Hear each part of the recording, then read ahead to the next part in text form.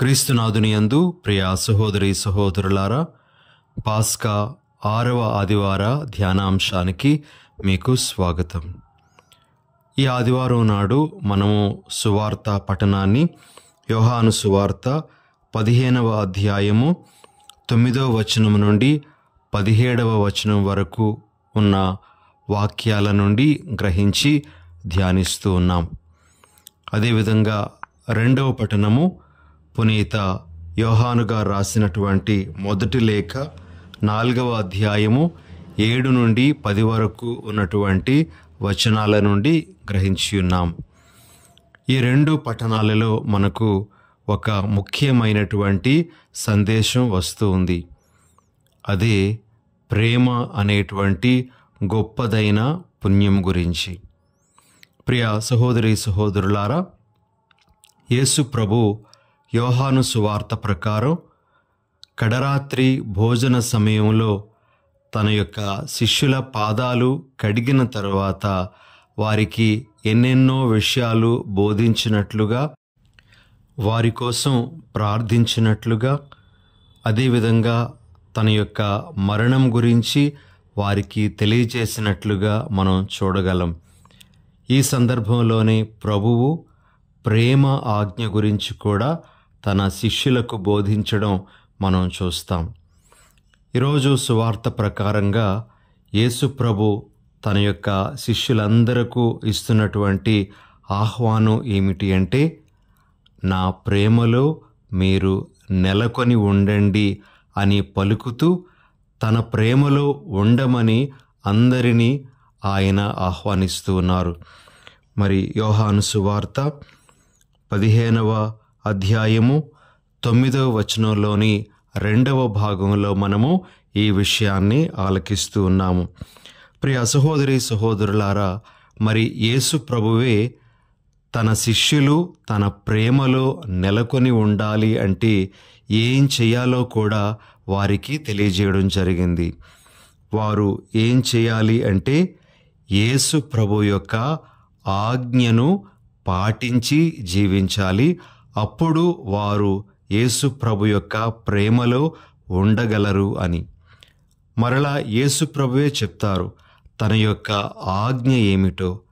తన ఆజ్ఞ ఏమిటి అంటే, తాను ఏ విధంగా తన శిష్యులను ప్రేమించారో అలానే తన శిష్యులు కూడా ఒకరిని ఒకరు ప్రేమించుకోవాలి.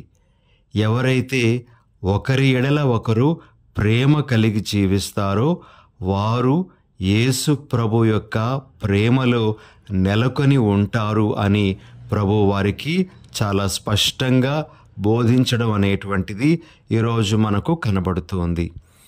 అయితే ప్రియ సహోదరి సహోదరులారా, మనము అర్థం చేసుకోవలసినటువంటి విషయం ఏంటంటే, యేసు ప్రభు తన శిష్యులను ఏ విధంగా ప్రేమించారు అనే విషయాన్ని మనము ధ్యానిస్తే మనము మన యొక్క మానవ మేధస్సుతో గ్రహించడం అనేటువంటిది కష్టసాధ్యమే అయినప్పటికీ కూడా మనము ఆ విషయాన్ని కొంతలో కొంతైనా సరే అర్థం చేసుకోవడానికి ప్రయత్నం చేద్దాం. మనము యేసు ప్రభు యొక్క ప్రేమను ఒక్క మాటలో చెప్పి ముగించలేము. ఎందుకంటే యేసు ప్రభు యొక్క ప్రేమ గురించి ఈ విధంగా బైబిల్లో చెప్పబడింది. పౌలు గారు ఎఫెసీయులకు వ్రాసినటువంటి లేఖ 3వ అధ్యాయము 18వ వచనంలో మనము ఏ విధంగా చదువుతాం. పవిత్రులందరితో సహా క్రీస్తు ప్రేమ ఎంత విశాలమో, ఎంత దీర్ఘమో, ఎంత ఉన్నతమో, ఎంత గాఢమో గ్రహింపగల శక్తి గలవారు కావలననియు దేవునకు నా విన్నపము. ప్రియ సహోదరి సహోదరులారా, ఆ యేసు ప్రభు యొక్క ప్రేమ చాలా విశాలమైనది, ఎంతో దీర్ఘమైనది, ఎంతో ఉన్నతమైనది, ఎంతో గాఢమైనటువంటిది అని మనకు వాక్యం సెలవిస్తుంది. మరి అలాంటి ప్రేమను మన మానవ జ్ఞానంతో అర్థం చేసుకోవడం కష్టమే అయినప్పటికీ కూడా మనము కొంతలో కొంతైనా సరే గ్రహించటానికి ప్రయత్నం చేద్దాం. వాక్యాలను ఆధారంగా చేసుకొని మనము ఆ ప్రభు ప్రేమను అర్థం చేసుకోవడానికి ప్రయత్నం చేద్దాం. యేసు ప్రభు యొక్క ప్రేమ ఎటువంటి ప్రేమ అంటే అది కృపతో నిండినటువంటి ప్రేమ అని మనం చెప్పచ్చు. ఎందుకు కృపతో నిండినటువంటి ప్రేమ అంటే శిష్యులకు అర్హత యోగ్యత లేకపోయినప్పటికీ కూడా ఆయన వారిని ప్రేమించారు. యేసు ప్రభువుకు తెలుసు తన శిష్యులు ఎలాంటి వారో. యేసు ప్రభు పేతురు గారి గురించి ముందే ఎరిగి ఉన్నారు. తనను ఎరుగనని అతడు ముమ్మారు బొంకుతాడు అని ఆయనకు తెలుసు. తన శిష్యుడిగా ఉండడానికి వాస్తవానికి ఆయనకు అర్హత లేదు. అయినప్పటికీ కూడా ప్రభు పేతురు గారిని తన శిష్య బృందంలో చేర్చుకున్నాడు. ఆయనకు ముఖ్యమైనటువంటి బాధ్యతలను కూడా అప్పగించినట్లుగా మనం చూస్తాం. కాబట్టి ఈ ఒక ఉదాహరణ ద్వారా మనము యేసు ప్రభు యొక్క ప్రేమ కృపగల ప్రేమ అని అర్థం చేసుకోగలం ప్రియ సహోదరి సహోదరులారా. ఇక రెండవది, యేసు ప్రభు యొక్క ప్రేమ ఎలాంటిది అంటే అది కనికరము గల ప్రేమ. యేసు ప్రభు తన శిష్యుల ఎడల ఎంతో ఓర్పుతో ఎంతో కనికరంతో ఉన్నారు అని మనము గ్రహించగలం. ఎందుకు అంటే యేసు ప్రభు యొక్క అనేక అద్భుత కార్యాలు, అనేకమైనటువంటి బోధనలు ఆ శిష్యులు చూసినప్పటికీ ఆలకించినప్పటికీ వారికి ఇంకా పూర్తి విశ్వాసం ఆయన మీద ఏర్పడలేదు. వారు ఆ ప్రభు యొక్క పరిచర్యను కానీ ఆ ప్రభు ఎవరు అనేటువంటి విషయం కానీ పూర్తిగా అర్థం చేసుకోలేకపోయారు. అలాంటి స్థితిలో ఉండేటువంటి తన శిష్యులను ఆయన ప్రేమించడం అనేటువంటిది మానలేదు. ఆయనది కనికరము గల ప్రేమ అని మనం చెప్పవచ్చు. అదేవిధంగా ప్రియ సహోదరి సహోదరులారా, మూడవది, యేసు ప్రభు యొక్క ప్రేమ తన శిష్యుల ఎడల చివరి వరకు ఉండినటువంటి ప్రేమగా కూడా మనము గ్రహించగలము. దీనికి సంబంధించి మనము యోహాను సువార్తలో 13వ అధ్యాయము 1వ వచనంలోని 2వ భాగంలో ఈ విధంగా మనము చదువుతాము. ఈ లోకమున ఉన్న తన వారిని ఆయన ప్రేమించెను, వారిని చివరి వరకు ప్రేమించెను అని. ఇలా యేసు ప్రభు యొక్క ప్రేమ చివరి వరకు ఉండేటువంటి ప్రేమ. తన శిష్యుల యొక్క బలహీనతలను బట్టి కానీ వారి యొక్క లోటుపాటులను బట్టి కానీ వారిని ప్రేమించడం మాననటువంటిది ఆయన ప్రేమ అని మనం అర్థం చేసుకోవచ్చు. కాబట్టి యేసు ప్రభు తన శిష్యులను ఎలా ప్రేమించారు అని మనము ధ్యానిస్తే ఆయన ప్రేమ కృపతో నిండినటువంటి ప్రేమ అని, ఆయన ప్రేమ కనికరము గల ప్రేమ అని, ఆయన ప్రేమ చివరి వరకు ఉండి మార్పు లేనటువంటి ప్రేమ అని మనకు అర్థమవుతుంది ప్రియమైన సహోదరి సహోదరులారా. అయితే ప్రభువు ఇస్తున్నటువంటి ఆజ్ఞ ఏమిటి అంటే మనము పరస్పరము ప్రేమించుకోవాలి, ఒకరిని ఒకరు ప్రేమించుకోవాలి అనే ఒక గొప్పదైన విషయాన్ని ప్రభువు నూతన ఆజ్ఞగా మన ముందు ఉంచుతూ ఉన్నారు. మనము ఒకరిని ఒకరు ప్రేమించుకోవడం అనేటువంటిది ఎందుకు చేయాలి అని మనము ఆలోచిస్తే మనకు బైబిల్లో ఉండేటువంటి కొన్ని వాక్యాలు చాలా మంచి సమాధానాన్ని మనకి ఇస్తూ ఉన్నాయి. ఉదాహరణకు యోహాను గారు రాసినటువంటి మొదటి లేఖ 4వ అధ్యాయము 11వ వచనంలో ఈ విధంగా చెప్పబడింది. దేవుడు మనలను ఎంతగా ప్రేమించినచో మనము తప్పక ఒకరి ఎడల ఒకరము ప్రేమ కలవారమై ఉండవలెను. మనము ఎందుకు పరస్పరము ప్రేమించుకోవాలి అంటే దేవుడు మనలను ప్రేమిస్తూ ఉన్నాడు. మనము దేవుని యొక్క ప్రేమను మన జీవితంలో అనుభూతి చెందుతూ ఉన్నాము కాబట్టి మనము కూడా ఒకరి ఎడల ఒకరము ప్రేమ కలిగి ఉండాలి అని ప్రభు మనకు తెలియజేస్తూ ఉన్నారు. అదేవిధంగా యోహాను గారు రాసినటువంటి మొదటి లేఖ 4వ అధ్యాయము 12వ వచనంలో మనము ఈ విధంగా చదువుతాం. దేవుని ఎవరునూ ఎన్నడూనూ చూడలేదు. మనము ఒకరి ఎడల ఒకరము ప్రేమ కలవారమైనచో దేవుడు మనయందు ఉండును, ఆయన ప్రేమ మన యందు పరిపూర్ణమగును. ప్రియ సహోదరి సహోదరులారా, ఈ 2వ వాక్యంలో మనము ఒకరి ఎడల ఒకరము ప్రేమ కలిగి ఉంటే దేవుని యొక్క సంపూర్ణత అనేటువంటిది మనలో ఉంటుంది అని యోహాను గారు మనకు తెలియజేస్తున్నారు. అందుకే యేసు ప్రభు మనము పరస్పర ప్రేమ కలిగి ఉండాలి అని చెప్తూ ఉన్నారు. మరి పౌలు గారు కూడా తాను రోమా పౌరులకు వ్రాసినటువంటి లేఖ 13వ అధ్యాయము 8వ వచనంలో ఈ విధంగా అంటారు: ఎవరుకును ఏమియును బాకీ పడి ఉండకుడు, మీకు ఉండవలసిన ఒకే ఒక అప్పు, అది ఒకరినొకరిని అన్యోన్యము ప్రేమించుకొనుటయే. తోడివానిని ప్రేమించువాడే చట్టమును నెరవేర్చినవాడు. కాబట్టి ప్రియ సహోదరి సహోదరులారా, బైబిల్ మనకి ఒకరి ఎడల ఒకరకు ప్రేమ ఉండాలి, పరస్పర ప్రేమ అనేటువంటిది ఉండాలి అని మనకు బోధిస్తుంది.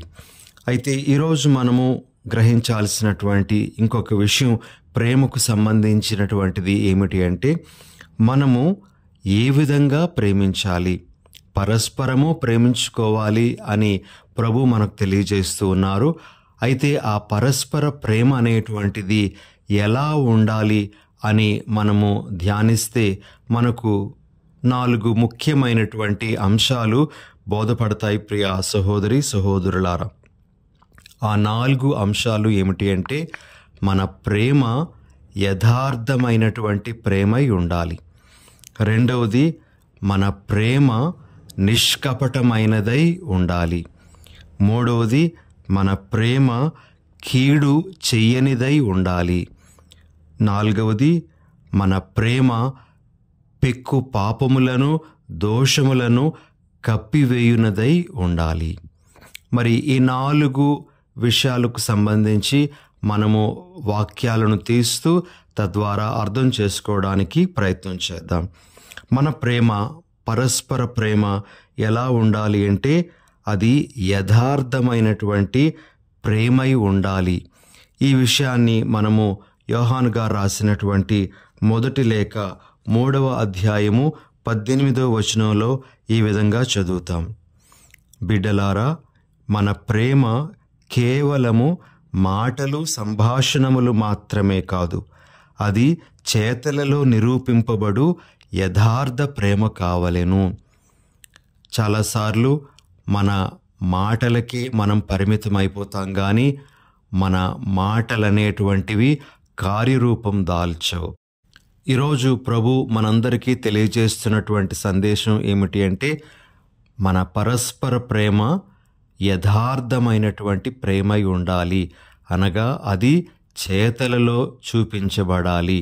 యేసు ప్రభు ఏ విధంగా తన ప్రేమను మరణించడం ద్వారా నిరూపించి ఉన్నారో, అలానే మన ప్రేమ కూడా చేతలలో కనబడేటువంటి ప్రేమై ఉండాలి అని మనకు ప్రభు సందేశాన్ని ఇస్తూ ఉన్నారు. కాబట్టి ఒకరి ఎడల ఒకరము ప్రేమ కలవారము అని మనము అర్థం చేసుకునేటప్పుడు మన ప్రేమ చేతలలో కూడా కార్యరూపంలో కనబడాలి అని ప్రభు మనకు సెలవిస్తున్నారు. ఇక రెండవది, ప్రేమ నిష్కపటమైనదై ఉండాలి. పౌలు గారు రోమీయులకు రాసినటువంటి లేఖ 12వ అధ్యాయము 9వ వచనంలో మనము ఈ విధంగా చదువుతాం: ప్రేమ నిష్కపటమైనదై ఉండవలెను, చెడును ద్వేషించి మంచిని అంటిపెట్టుకొని ఉండుడు. మన ప్రేమలో ఏమాత్రం కపటత్వం, మోసం అనేటువంటిది కనబడకూడదు, ఉండకూడదు. చాలామంది మోసం చేస్తూ ప్రేమించటానికి ప్రయత్నం చేస్తారు. మోసగించాలి అనేటువంటి ఉద్దేశంతో కూడా ప్రేమను కనబరచడం అనేటువంటిది జరుగుతుంది. కానీ నిజమైనటువంటి ప్రేమలో కపటత్వం అనేటువంటిది ఏనాటికి కూడా ఉండదు. అది నిజమైనటువంటి ప్రేమగా ఉంటుంది అని ప్రభు మనకు వాక్యం ద్వారా సెలవిస్తూ ఉన్నారు. కాబట్టి ప్రియ సహోదరి సహోదరులారా, మనము పరస్పరము ప్రేమ కలిగి ఉండాలి అంటే మన ప్రేమలో మోసానికి, అన్యాయానికి ఏమాత్రము తావు ఉండకూడదు.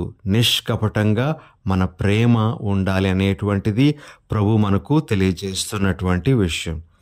ఇక మూడవది, ప్రేమ కీడు చెయ్యనిదై ఉండాలి అని మనము చూస్తూ ఉన్నాం. పౌలు గారు రోమీలకు రాసినటువంటి లేఖ 13వ అధ్యాయము 10వ వచనంలో ఈ విధంగా అంటారు, తోడి వానిని ప్రేమించువాడు వానికి ఏ కీడును చెయ్యడు, కనుక ప్రేమ కలిగి ఉండుట ధర్మశాస్త్రమును నెరవేర్చుటయే. మనం నిజంగా ప్రేమను కలిగి ఉంటే, పరస్పర ప్రేమ అనేటువంటిది ఉన్నట్లయితే ఎవరు ఇంకొకరికి కీడు చేయడానికి ప్రయత్నం చేయరు. ఆ కీడు అనేటువంటిది మాటల రూపంలో కానీ, లేకపోతే చేతల రూపంలో కానీ, ఆఖరికి ఆలోచనల రూపంలో కానీ ఉండకూడదు. ఎవరికి ఏ కీడు చెయ్యనటువంటిదై ఉండాలి మన ప్రేమ అని ప్రభు మనకు బోధిస్తున్నారు. అలాంటి ప్రేమ మనము కలిగి ఉండాలి. ఇక ఆఖరుగా ప్రియ సహోదరి సహోదరులారా, మన ప్రేమ పెక్కు దోషములను కప్పివేయునదై ఉండాలి. దీనికి సంబంధించి మనము పేతురు గారు రాసినటువంటి మొదటి లేఖ 4వ అధ్యాయము 8వ వచనంలో ఈ విధంగా చదువుతాం, అన్నింటికంటే ముఖ్యముగా ఒకరి ఎడల ఒకరు ఎక్కువగా ప్రేమ కలవారై ఉండుడు, ఏలయన ప్రేమ పెక్కు పాపములను కప్పివేయును. ఇదే భావము పౌలు గారు కొరింథీయులకు రాసినటువంటి మొదటి లేఖ 13వ అధ్యాయము 5వ వచనంలో ఈ విధంగా మనం చూస్తాము, ప్రేమ దోషములను లెక్కింపదు అని. ప్రియా సహోదరి సహోదరులారా, పరస్పర ప్రేమ ఉండేటప్పుడు ఏ వ్యక్తి కూడాను ఇతరుల లోపములు కానీ దోషములు కానీ లెక్కిస్తూ పదే పదే వాటిని పైకి ఎత్తి చూపిస్తూ ఆ వ్యక్తిని కించపరచటానికి ప్రయత్నం చేయడు. ఇది మనమందరము కూడా గ్రహించాల్సినటువంటి ఇంకొక విషయం. కాబట్టి మన ప్రేమ ఈ విధంగా ఉండాలి అని ఈరోజు ప్రభు మనకు తెలియజేస్తూ ఉన్నారు. కాబట్టి మనము ఇతరులను ప్రేమిస్తూ ఉన్నాము అంటే మన ప్రేమ ఈ 4 అంశాలతో కూడుకున్నదై ఉందా లేదా అని ఈ ఆదివారం నాడు మనము ఆత్మ పరిశీలన చేసుకోవాలి. మన ప్రేమ యథార్థ ప్రేమై ఉండాలి. మాటలలో మాత్రమే కాదు, చేతలలో కూడా మన ప్రేమ ఉండాలి. మన ప్రేమ మోసానికి తావు లేకుండా నిష్కపటమైనదై ఉండాలి. మన ప్రేమ మంచిని చేసేదై ఉండాలి. కీడు ఎప్పటికీ కూడా చేయకూడదు. ఆఖరుగా మన ప్రేమ ఇతరుల దోషాలను లెక్కిస్తూ ఉండకూడదు. ఆ దోషాలను మన్నించేటువంటిదిగా, మరిచిపోయేటువంటిదిగా ఉండాలి. అలా ఉన్నప్పుడు మనం నిజంగా ప్రేమిస్తూ ఉన్నాము, ప్రేమలో ఉన్నాము అని చెప్పవచ్చు. ప్రియ సహోదరి సహోదరులారా, ఈ విషయాలన్నీ మనము 2వ పఠనము, అదేవిధంగా సువార్త పఠనం నుండి గ్రహించేటువంటి విషయాలు. ఇక ఈనాటి మొదటి పఠనము అపోస్తుల కార్యములు 10వ అధ్యాయం నుండి గ్రహించబడినటువంటిది. పేతురు కొర్నేలిని కలుసుకునేటప్పుడు పేతురుకు ఇక కొర్నేలికి అక్కడ ఉండేటువంటి వారి మధ్య జరిగేటువంటి సంభాషణకు సంబంధించినటువంటి పఠనము ఈరోజు మనం ఆలకించిన మొదటి పఠనం. ఈ మొదటి పఠనం నుంచి మనము ఒక 2 విషయాలను ఈనాడు క్లుప్తంగా ధ్యానించడానికి ప్రయత్నం చేద్దాం. మొట్టమొదటిది, పేతురు గారు కొర్నేలి ఇంటిలో ప్రసంగాన్ని చెప్తూ ఒక మంచి మాట అంటారు. అదేమిటి అంటే అపోస్తుల కార్యములు 10వ అధ్యాయము 35వ వచనం, దేవునికి భయపడుచు సత్ప్రవర్తన కలవాడు ఏ జాతి వాడైనను దేవునికి అంగీకారయోగ్యుడే. ప్రియ సహోదరి సహోదరులారా, చాలా మంచి మాటలను పేతురు గారు ఆత్మ ప్రేరణతో అక్కడ చెప్తూ ఉన్నారు. దేవుని దృష్టిలో ఎవరు అంగీకారయోగ్యులుగా ఉంటారు అంటే వారు దేవునికి భయపడేటువంటి వ్యక్తులై ఉండాలి. రెండవది, సత్ప్రవర్తన కలిగినటువంటి వారై ఉండాలి. దేవునికి భయపడడం అంటే ఆయన శిక్షిస్తాడు అనేటువంటి ఉద్దేశంతో కాకుండా ఆయన ప్రేమకు మనం దూరమైపోతామేమో, ఆయన ప్రేమ మనకు దూరమైపోతుందేమో అనేటువంటి ఆ భయం మనకు ఉండాలి. అది దేవుని ఎడల మనము భయాన్ని కలిగి ఉండడము అంటే, దైవ భయము అంటే అది ప్రియ సహోదరి సహోదరులారా. అదేవిధంగా రెండో విషయము పేతురు గారు అంటున్నటువంటిది ఏమిటి అంటే, సత్ప్రవర్తన కలవాడు. మంచిగా మాట్లాడాలి, మంచిగా నడుచుకోవాలి, మంచిని చేయాలి. ఈ విధంగా ఎవరైతే ఉంటారో అటువంటి వారు దేవునికి అంగీకారయోగ్యులే. వారు ఏ జాతి వారైనా, ఏ కులం వారైనా, ఏ మతం వారైనా సరే దేవుడు అటువంటి వారిని ఆదరిస్తాడు. వారంటే తనకు ఇష్టమే అనేటువంటి విషయాన్ని పేతురు గారు తెలియజేస్తూ ఉన్నారు. ఇక రెండవ విషయం ఈనాటి మొదటి పట్టణం నుంచి మనం గ్రహించాల్సినటువంటిది ఏమిటి అంటే, పేతురు గారు ప్రసంగం చెప్తూ ఉండేటప్పుడు కొర్నేలి ఇంటిలో వాక్యాన్ని బోధిస్తూ ఉండగా, ఇంకా బోధన పూర్తి అవ్వకమునుపే అక్కడ ఉండేటువంటి వారినందరినీ కూడా పరిశుద్ధాత్మ ఆవరించింది. పరిశుద్ధాత్మ వారి మీదకు దిగి వచ్చారు అనే వాక్యాన్ని మనము ఆలకిస్తాం. అపోస్తుల కార్యములు 10వ అధ్యాయము 44వ వచనంలో మనము ఈ విధంగా ఆలకిస్తాము. ప్రియమైనటువంటి సహోదరి సహోదరులారా, పేతురు ఇంకనూ మాట్లాడుచుండగా ఆ సందేశమును ఆలకించుచున్న వారందరిపై పవిత్రాత్మ దిగివచ్చెను. అన్యులుగా ఉంటుండగానే వారి మీదకు పరిశుద్ధాత్మ వేం చేసి వచ్చారు. ప్రియ సహోదరి సహోదరులారా, పవిత్రాత్మ ఎవరిని సమీపిస్తారు అని మనము ఇక్కడ ఒక ధ్యానాంశంగా తీసుకోవచ్చు. పవిత్రాత్మ దేవుని సందేశాన్ని ఎవరు శ్రద్ధతో ఆలకిస్తారో వారి మీదకు వేం చేసి వస్తారు అని మనకు ఇక్కడ చాలా స్పష్టంగా అర్థమవుతుంది. పవిత్రాత్మను పొందాలి అని అనుకున్నట్లయితే వారు క్రైస్తవులై ఉండాల్సినటువంటి అవసరం లేదు. వారు దేవుని వాక్యాన్ని శ్రద్ధగా వింటే వారికి కూడా ఆత్మశక్తి అనేటువంటిది అనుగ్రహింపబడుతుంది అనే ఒక విషయం మనకి ఇక్కడ తెలుస్తూ ఉంది. ఇక రెండవ విషయం ఏమిటి అంటే, ఎవరైతే దేవుని వైపు మరలి శ్రద్ధను కనబరుస్తారో అటువంటి వారికి కూడా పరిశుద్ధాత్మ అనుగ్రహించబడుతుంది అని. దేవుని మార్గాలలోనికి రావడానికి శ్రద్ధను కనబరుస్తూ ఎవరైతే ఉంటారో అటువంటి వారిని కూడా పరిశుద్ధాత్మ ఆవహిస్తుంది. వారి మీదకు పరిశుద్ధాత్మ దిగి వస్తారు అనే విషయం మనకి ఇక్కడ అర్థమవుతుంది. కాబట్టి పవిత్రాత్మ వేం చేసి రావడం అనేటువంటిది మరి ఎలా సంభవించిందో ఇక్కడ మనము పరిశీలిస్తే ఈ రెండు అంశాలు మనకు కనబడుతూ ఉన్నాయి. ఎవరైతే వాక్యాన్ని శ్రద్ధగా ఆలకిస్తారో వారి మీదకు, అదేవిధంగా దేవుని మార్గాలలోనికి రావడానికి ఎవరైతే ఉత్సాహం కుతూహలం చూపిస్తూ ఉన్నారో వారి మీదకు పవిత్రాత్మ వేం చేసి వచ్చారు. అలానే ఈరోజు కూడా అది సాధ్యమవుతుంది, అలా జరగవచ్చు అనే విషయాన్ని మనకు ఈనాటి వాక్యం బోధిస్తుంది. ఇలాంటి సందేశాలు ఎన్నెన్నో ప్రభు మనకు ఈనాటి పఠనాల ద్వారా ఇస్తూ ఉండగా వాటన్నింటినీ మనము గ్రహిస్తూ ప్రభు మనకు నేర్పిస్తున్న విధంగా జీవించడానికి ప్రయత్నం చేద్దాం. చిన్న ప్రార్థన చేసుకుందాం. దయగల ప్రభువా, ప్రేమగల తండ్రి, మీరు మమ్ములను పరస్పరము ప్రేమ కలిగి జీవించండి అని మీరు మాకు తెలియజేస్తున్నారు. అప్పుడే మేము మీ ప్రేమలో ఉండగలము అని మాకు తెలియజేస్తూ ఉండగా పరస్పర ప్రేమను మాకు అనుగ్రహించమని మేము వేడుకుంటూ ఉన్నాం. ఈ మా మనవులన్నీ మా ప్రభువైన యేసు నామమున అడిగి వేడుచున్నాం తండ్రి, ఆమేన్. జీవిస్తూ ఉండగా మరి అటువంటి వారిని కూడా మీ వైపునకు మీరు ఆకర్షిస్తూ ఉండగా వారి